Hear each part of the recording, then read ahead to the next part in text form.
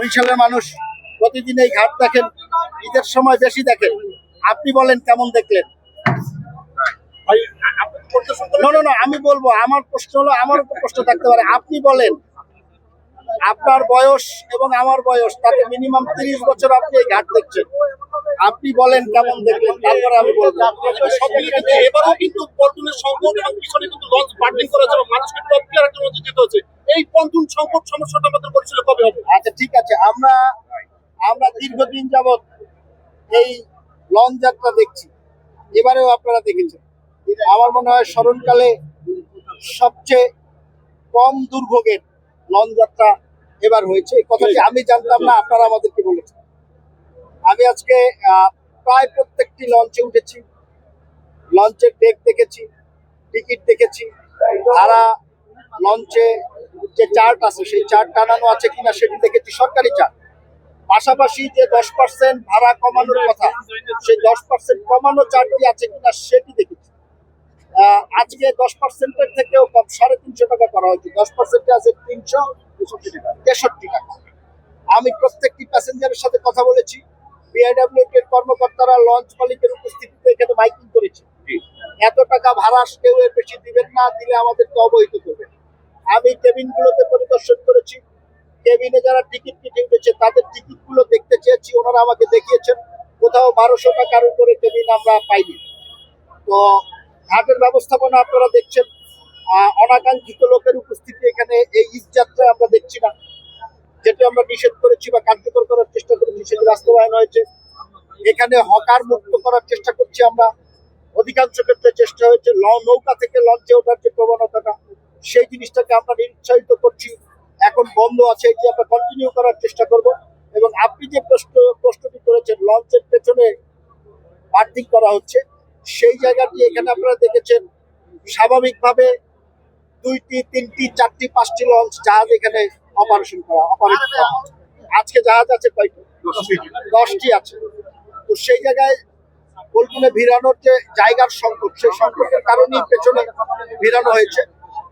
এটি আমরা পরবর্তী ঈদে যাতে এই দুর্ভোগটিও না থাকে, সেই জন্য আমরা কার্যকর পদক্ষেপ গ্রহণ করব ইনশাআল্লাহ। আপনাদেরকে আরেকটি জিনিস আমি অবহিত করতে চাই, সেটি হলো যে আপনারা তো আমাদেরকে প্রশ্ন করেন, আমাদের কিন্তু উভয় দিকই রক্ষা করতে।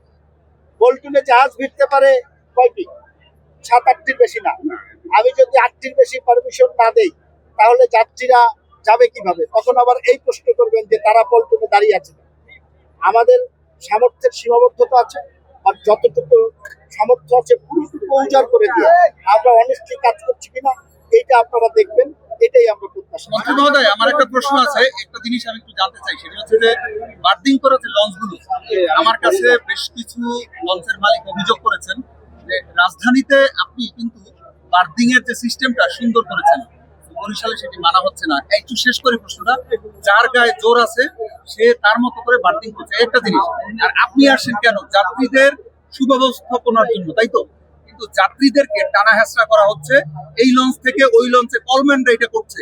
আপনার কাছে বিনীতভাবে জানতে চাই, আপনি যেহেতু ঢাকা থেকে বরিশালে এসেছেন, বরিশালে আপনার বাড়ি, বরিশালে এমন একটি ঘটনা ঘটে যেটা আপনি নিশ্চয়ই চাইবেন না। যাত্রীদেরকে টানা হেঁচড়া এক লঞ্চ থেকে আরেক লঞ্চে নিয়ে যাওয়া, এটা নিয়ন্ত্রণ করতে পারে শুধুমাত্র মালিকরা। আপনি মালিকদেরকে এটা নিয়ে বলবেন কি? আচ্ছা, আপনাকে আমি বলছি, ইতিমধ্যে প্রথম যে লঞ্চটি উঠেছি আমরা সুন্দরবন 16, ওটা থেকে নেমেই আমি জাহাজ মালিক এখানে আছেন তাদের সাথে বলেছি আজকে থেকে এই ডাকাডাকিটা বন্ধ, এখন থেকে। এবং এটা কিন্তু ঈদের কারণে বন্ধ না, স্থায়ীভাবে বন্ধ। আমি বিআইডব্লিউটির কর্মকর্তাকে নির্দেশনা দিয়েছি, কোনো জাহাজে যদি ডাকে এবং কাউকে যদি টানা হেঁচড়া করার অভিযোগ পাওয়া যায়, একটু ভিডিও ক্লিপ শুধু আমার কাছে পাঠাবে। ওই জাহাজ মালিক এবং জাহাজ কর্তৃপক্ষের বিরুদ্ধে আমরা ব্যবস্থা নিব। তারপরে আমি যখন এই লঞ্চটিতে উঠেছি, আমি দোতলা থেকে খেয়াল করেছি একজন লোক মুখে হাতের ইশারায় ডাকছে। আমি ব্যক্তিগতভাবে তাকে ডেকে বলেছি যে ফার্দার জন্য এটা আমরা না শুনি। আপনার অভিযোগটিকে আমি জানি, কারণ আমি একটি কথা আপনাকে বলি, আপনারাও এই এলাকার মানুষ, আমরা এলাকার মানুষ, কি সমস্যা কি সুবিধা আছে সবই আমরা জানি। আমাদেরকে যদি আপনারা কিছু সময় দেন, আমরা আস্তে আস্তে সবগুলো ঠিক করতে পারবো। যে ইস্যুটি বলেছেন, এই যে প্যাসেঞ্জার ডাকার বিষয়টি, বিব্রত বোধ করে প্যাসেঞ্জাররা এবং একটি অসুস্থ প্রতিযোগিতা তৈরি হয় জাহাজ মালিকদের সাথে, আজকে থেকে সদরঘাটে এটা আমরা বন্ধ করেছি, এখানে অন্যান্য জায়গায় আমরা এটি বন্ধ করবো। কিন্তু আপনাকে মনে রাখতে হবে যে এই বিষয়গুলো একদিনে সমস্যাগুলো তৈরি হয় না, একদিনের নির্দেশনায় সমস্যার সমাধান হবে। এটি হলে ভালো, কিন্তু মনে করার কোনো কারণ নাই। আপনারাও এটির দিকে কঠোর দৃষ্টি রাখবেন, আমাদেরকে বলবেন, আমরাও কঠোর দৃষ্টি রাখবো। কন্টিনিউ একটি মনিটরিং এর মাধ্যমে এই জিনিসটিকে আমরা নির্মূল করে নিয়ে আসতে পারবো ইনশাআল্লাহ। বার্থিং সমস্যা বার্থিং সমস্যা, জেটি, জাহাজ, আমি তো এই ঈদের কয়েকদিনের মধ্যে জেটি বাড়াতে পারবো না, লঞ্চের টার্মিনাল বাড়াতে পারবো।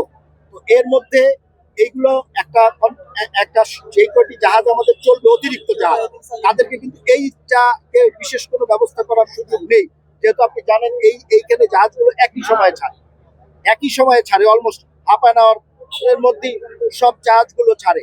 সুতরাং এইটাকে আমাদের একটু ম্যানেজমেন্ট, আমি বিএডব্লিউ কর্মকর্তাদেরকে বলে যাচ্ছি, যাতে একদম পুরো টার্মিনালটা ব্যবহার করে পেছনে কোনো লঞ্চ বার্থিংটা না করে।